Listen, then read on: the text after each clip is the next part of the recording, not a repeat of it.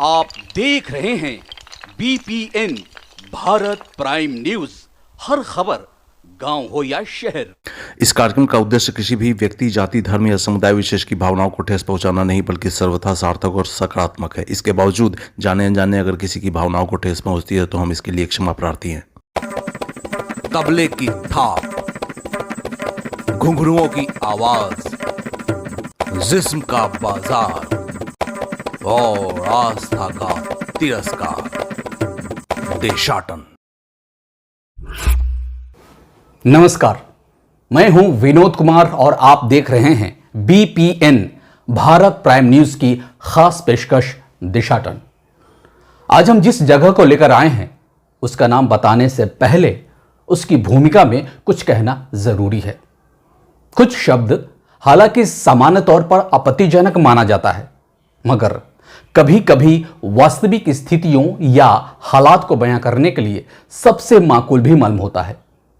ऐसा ही एक शब्द है दोगलापन, जिसको थोड़ी परिष्कृत भाषा में दोहरापन भी कहते हैं। आज का हमारा ये एपिसोड समाज के इसी दोगलापन या दोहरापन वाले चरित्र को उजागर करने वाला है। अंग्रेजी में इसी दोगले या दोहरे चरित्र के लिए डबल स्टैंडर्ड शब्द इस्तेमाल किया जाता है। आज हम जिस जगह के बारे में बताने जा रहे हैं उसका नाम है मुजफ्फरपुर शहर के पूर्वी हिस्से की बदनाम गली, चतुर्भुज स्थान। यह नाम और इससे जुड़ी हकीकतें मानो समाज के दोहरे चरित्र का पर्याय या उदाहरण बन गई है। चतुर्भुज स्थान नाम के दो पहलू है। विडंबना है कि एक पहलू जहां पवित्रता और शुचिता का प्रतीक है, वहीं दूसरा पहलू समाज के दूषित, अमानवीय और संवेदनहीन चेहरे का प्रतिबिंब है। पूरे देश व दुनिया में शायद ही कोई ऐसी दूसरी जगह होगी जो इन दोनों पहलुओं को एक साथ अपने में समेटे हुए है। लेकिन विडंबना यह भी है, समाज का दोहरा चरित्र चतुर्भुज स्थान से संबंधित दोनों पहलुओं को लेकर उजागर होता है। इसको समझने के लिए इस जगह के इतिहास और ऐतिहासिक पहलुओं को समझना जरूरी है। ऐतिहासिक तथ्य और लोकमत बताते हैं कि यह मंदिर लगभग 800 साल पुराना है। यह मध्यकालीन मंदिर बिहार के प्राचीनतम मंदिरों में से एक है। बताते हैं कि यह सर्वप्रथम एक शिव मंदिर हुआ करता था।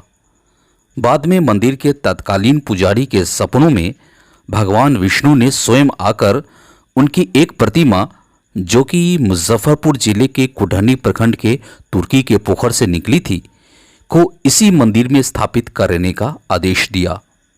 बाबा चतुर्नाथ ने इनको स्वप्न दिया, ये तुर्की के नबी कोई तालाब खना रहा था, उससे निकले। तत्पश्चात तुर्की से उस प्रतिमा को लाकर यहां इस मंदिर में स्थापित किया गया था। प्राचीन समय में यह मंदिर भक्ति व आस्था का केंद्र हुआ करता था। इसी मंदिर में इस क्षेत्र का इकलौता सूर्य मंदिर भी स्थापित है।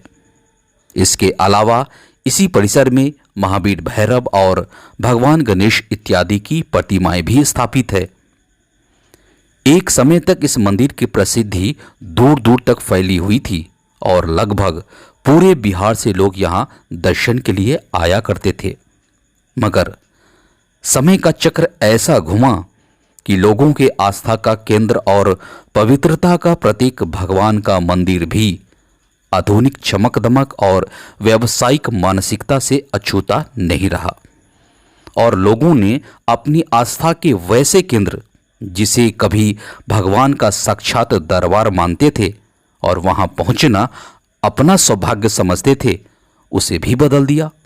प्रभु की मर्जी है जो यह चल रहा है। और न जाने कितने आस्था के नए नए केंद्र अलग अलग भगवान के अलग अलग मंदिरों के रूप में स्थापित कर दिए गए। कभी 200 एकड़ में फैला यह मंदिर परिसर अवैध कब्जों की मार से सिकोड़कर चंद कदमों का रह गया। वो 25 एकड़ जो जमीन था तो पहले मलकियत था मंदिर का, अब यह मंदिर यही 1.25 एकड़ में सिमट कर रह गया है। भगवान का यह मंदिर दीनहीन भाव से भगवान से ही प्रार्थना कर रहा प्रतीत होता है कि काश श्रद्धालुओं की आस्था और मंदिर की प्रतिष्ठा पुनः जागृत हो जाए और मंदिर का निर्जन प्रांगण फिर से मंदिर की घंटियों, मंत्रों, लोगों की प्रार्थनाओं, फूल मालाओं और सुगंधियों से पुनः दिव्य बनकर दुखी व हताश चेहरों की चमक व मुस्कान बन सके। तो देखा आपने, लोगों ने जिस भगवान के मंदिर से बरसों बरस सुख, शांति और सौभाग्य का आशीर्वाद प्राप्त किया, आज उसी भगवान के मंदिर को इस तरह उपेक्षित कर दिया है जैसे यह आशीर्वादी नहीं बल्कि अभिशापी हो। अब चतुर्भुज स्थान का दूसरा पहलू यानी समाज के दोहरे रवैये का दूसरा प्रमाण, वो बदनाम गली जो क्षेत्रफल के हिसाब से कभी देश के बड़े देह व्यापार मंडियों में शामिल हुआ करता था। हालांकि सख्त कानूनों, प्रशासनिक दबिश और कुछ समर्पित समाजसेवी संस्थाओं के निरंतर प्रयास के कारण वर्तमान में इसका दायरा महज कुछ दर्जन मकानों तक सिमट कर रह गया है। समाज के दोहरे चरित्र को समझने के लिए एक बार फिर इस बदनाम गली के इतिहास के पन्नों को पलटते हैं।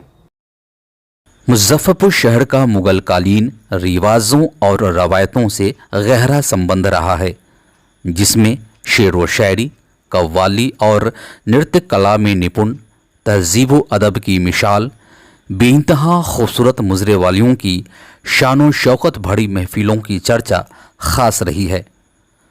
चुनिंदा जानकारों के अनुसार इसकी शुरुआत वर्तमान के मोती झील इलाके से हुई थी। पहले मोहल्ला था मोती झील में, अभी जो है यहाँ आकर बस गया है। उस समय मोतीबाई नाम की एक बला की खूबसूरत मुजरे वाली के नाम पर उस जगह का नाम मोती झील पड़ा था। फिर धीरे धीरे शहर की विकास प्रक्रिया के साथ ये मुजरे वालियां अपने कुनवे सहित इसी चतुर्भुज स्थान मंदिर के इर्द गिर्द विस्थापित हो गई। समझने वाली बात यह है कि आज जिन गली मोहल्लों को बदनाम गली के रूप में जाना जाता है, कालांतर में इनकी बेशुमार इज्जत और रुतबा हुआ करता था। ऊंचे व रसोगदार घरानों के बच्चों को तहजीब अदब की तालीम के लिए यहाँ इन कोठों पर भेजा जाता था। पन्नाबाई, भरमर, गौहर खान, चंदाबाई जैसे नामों को मुजफ्फरपुर का नगीना कहा जाता था। शरतचंद्र चट्टोपाध्याय की ऐतिहासिक रचना देवदास का भी सीधा संबंध इस जगह से है, क्योंकि पारो, जिसका असली नाम सरस्वती था, उससे शरतचंद्र की मुलाकात यहीं हुई थी और यहाँ से लौटने के बाद ही उन्होंने देवदास की रचना की थी।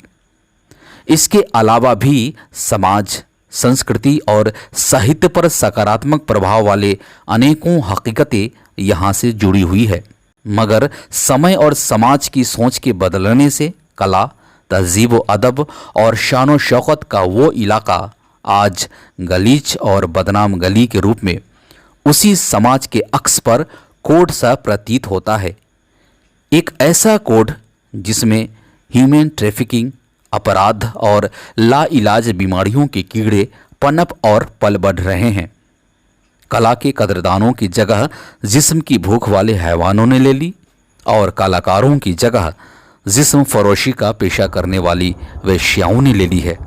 यूं तो इन गलियों में सुबह से ही सौंदर्य प्रसाधनों से लिपे पुते चेहरे घरों के अहाते में ग्राहकों को लुभाते नजर आते हैं, मगर प्रत्येक शाम के जवान होने के साथ साथ यहाँ का माहौल और तथाकथित रंगीनियाँ भी अपने शबाब को छूने लगती है, क्योंकि समाज के दोहरे चरित्र का प्रतिनिधित्व करने वाले तमाम सियार शाम ढलते ही अपनी भूख मिटाने के लिए जिस्म के इस जंगल की खाक छानना शुरू कर देते हैं। समझने वाली बात यह है कि यहाँ आकर अनैतिक, गैर कानूनी और संवेदनहीन मनोरंजन के नाम पर नंगई का स्वाद लेने वाले तमाम लोग भी इसी समाज से आते हैं या इसी समाज का हिस्सा है।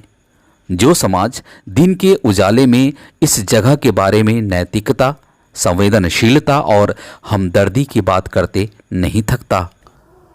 हालांकि समय समय पर सरकार, प्रशासन और कुछ एक समाजसेवी संस्थाओं के द्वारा अपने अपने स्तर पर इस परंपरा के उन्मूलन और यहां काम करने वाली महिलाओं को शिक्षा व जागरूकता के माध्यम से मुख्य धारा में शामिल करने का प्रयास निरंतर जारी है, मगर समाज के इसी दोहरे रवैये और चरित्र के कारण प्रयास के अनुरूप परिणाम नहीं मिल सका है।